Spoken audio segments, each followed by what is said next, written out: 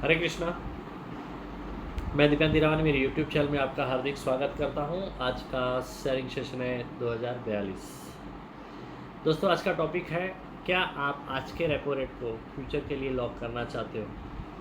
बहुत important information है ये, क्योंकि repo rate day by day कम कम होते जा रहा है। 2000 की साल में रेपो रेट 14% हुआ करता था, जो कम होते होते 2020 तक 4% हो गया, मगर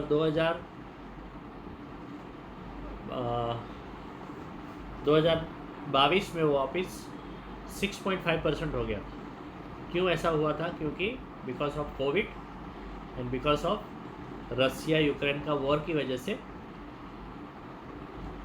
इन्फ्लेशन काफ़ी बढ़ गया था, और इन्फ्लेशन को कंट्रोल करने के लिए रेपो रेट भी बढ़ाया गया सभी कंट्रीज़ में। वर्ल्ड की सभी कंट्रीज़ में इन्फ्लेशन बढ़ने की वजह से, because of this two reason, एक तो कोविड और दूसरा रसिया यूक्रेन वॉर, तो इसके लिए रेपो रेट बढ़ा दिया गया था। अभी धीरे धीरे वापस कम हो रहा है। रेपो रेट 6.5% तक चला गया था, जो अभी 5.25% आ गया है।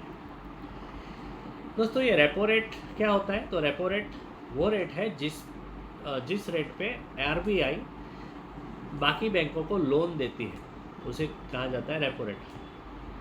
रेपो रेट कंट्री का करेक्ट रेट माना जाता है। अगर आपका रिटर्न, आपके इन्वेस्टमेंट पे रिटर्न अगर इससे ज़्यादा है तो ज़्यादा माना जाएगा, इसके आसपास है तो करेक्ट रिटर्न माना जाएगा, इससे कम है तो कम माना जाएगा। नॉर्मली क्या होता है कि जो रेपो रेट होता है ना, उससे एफडी का रेट ऑफ रिटर्न, पेंशन का रेट ऑफ रिटर्न और जी सेक का रेट ऑफ रिटर्न 1% ज़्यादा रहता है, और रेपो रेट से लोन का रेट ऑफ रिटर्न 3% ज़्यादा रहता है। 3% ज़्यादा रहता है। दोस्तों, ऐसा कहा जाता है कि जैसे कंट्री ग्रो करती है तो रेपो रेट गिरता है। रेपो रेट गिरता है तभी कंट्री ग्रो करती है। It's vice versa. और कंट्री अगर रेपो रेट गिरता है तो इन्फ्लेशन भी गिर जाता है। बिकॉज क्या होता है कि अगर कंट्री ग्रो करती है ना, तो प्रोडक्शन बढ़ जाता है।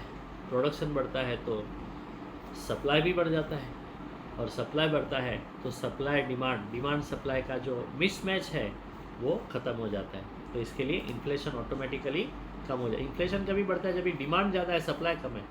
मगर देश डेवलप हो रहा है तो क्या होता है कि प्रोडक्शन बढ़ता है, सप्लाई बढ़ता है, सप्लाई बढ़ता है, तो डिमांड सप्लाई का मिसमैच चला गया। इसके लिए इन्फ्लेशन कम हो जाता है। आज की डेट में इंडिया में 5.25 का रेपो रेट चल रहा है, जो आने वाले सालों में गिरते जाएगा। तो रेट ऑफ इंटरेस्ट ऑटोमेटिकल कम होते जाएगा। आज की डेट में 5.25 है, जो मई 2027 तक हो जाएगा 4%, ऐसा प्रेडिक्शन है। 2030 तक ये रेपो रेट हो जाएगा 3%, 2040 तक 2%, 2050 तक 1.5% एंड 2060 में 1% हो जाएगा। दोस्तों, ये प्रेडिक्शन है बड़े बड़े इकोनॉमिस्ट का, जो बड़े बड़े फाइनेंशियल एक्सपर्ट है उनका, क्योंकि इंडिया को और भी बहुत सारा ग्रो करना है। इंडिया आज की डेट में 5th रैंक पे है डेवलपमेंट में, जीडीपी में। तो आने वाले सालों में वो 2050 तक ऐसा माना जाता है कि नंबर 2 पे आ जाएगी रैंकिंग में, जीडीपी में। तो दोस्तों, इसके लिए इंडिया बहुत ग्रो करने वाला है, तो रेपो रेट घटाना ही पड़ेगा। जिस भी कंट्री को ग्रो करना है, डेवलप होना है, उसके लिए रेपो रेट गिराएंगे तो ही वो पॉसिबल हो पाएगा।